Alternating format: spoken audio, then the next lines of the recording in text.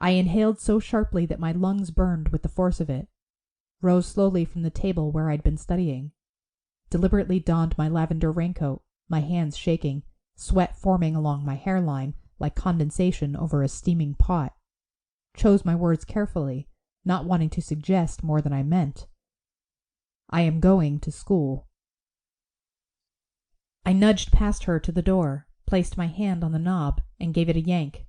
She yanked back, all of her considerable might concentrated on the bones of my wrists, dislodging my grip from the door and sending me crashing through the sheetrock, leaving a nearly woman-sized hole in the wall. "What do you want from me?" she yelled nonsensically, as if I were a disobedient child having a fit of temper. "I want my life back," I shouted, conscious of the melodrama of it, my pathetic cry, but aware, too, that there was no elegant way to express what I wanted, and no hope of making her understand it, even if I found the words with which to explain it. She didn't answer, but swung me forcibly around again, causing me to hit the opposite wall of the foyer sideways, leaving a smaller, skinnier trench in the sheetrock, and then grabbed me by one hand, dragged me out to the car, and threw me inside as if I were an uncooperative luggage bag that had been carefully packed but still refused to clamp shut. I swallowed, rubbing my wrist, relief flowing through me like the midsummer rain shower that so briefly releases the nearly constant tension of northeastern summer skies. I could still make an appearance at detention, might still be able to graduate on time and get out of this hellhole once and for all. She backed blindly out of the driveway and took off, far faster than usual. But not in the direction of my school. Towards the border. The state line. "I could take you away," she'd told me once, smugly, after the first time I'd made a break for it and had to be hauled forcibly home. "Take you right into this airport and fly you anywhere I want to. Somewhere no one will ever find you. And I am your mother, and there is absolutely nothing that anyone could do to stop me."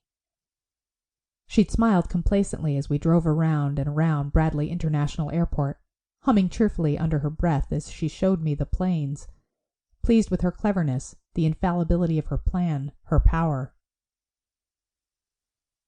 I held hard to my seat and harder to my fear. I focused on it, drew strength from it. I didn't speak. In silence I awaited an opportunity, a happenstance, a careless moment, while she screeched around wet, sandy curves, slamming me sideways, partly restrained by the seatbelt that was intended to ensure my safety, but which was hemming me in, trapping me in the car with her like a circus animal in a traveling cage. "You want a life?" she snarled unexpectedly as we approached a glaring red stop sign, barely tapping the brakes. "I'll kill us both." But my left hand was already on the latch of the belt strapping me into the vehicle.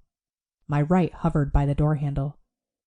I felt her fingers snatching at the vinyl of my jacket as I jumped and rolled uncontrollably out onto the pavement. I heard her cursing violently behind me as the car shuddered to a noisy halt.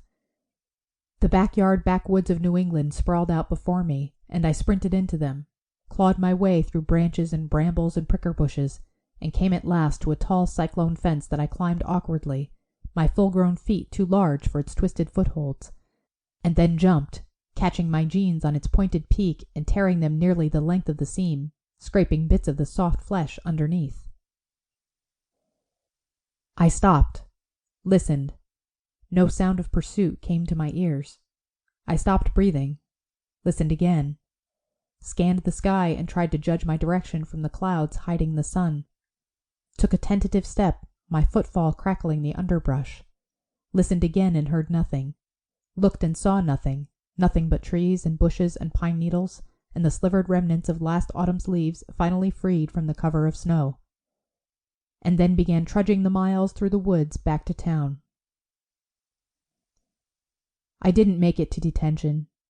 I covered my ripped pants with my jacket and dragged my torn, tired body back through the deserted hallways of the school, leaving dirty footprints on the freshly polished floors and fingerprints on the classroom doorknob that rattled uselessly in my battered hands. Josh told me later that Mr. Cooper hadn't shown up either. Apparently he'd forgotten all about assigning us detention. Had viewed it, perhaps, as a temporary meaningless distraction from an important lesson in physics. To keep listening to this audiobook, I've left you a link in the description so you can do it, at no cost thanks to Audible's 30-day free trial.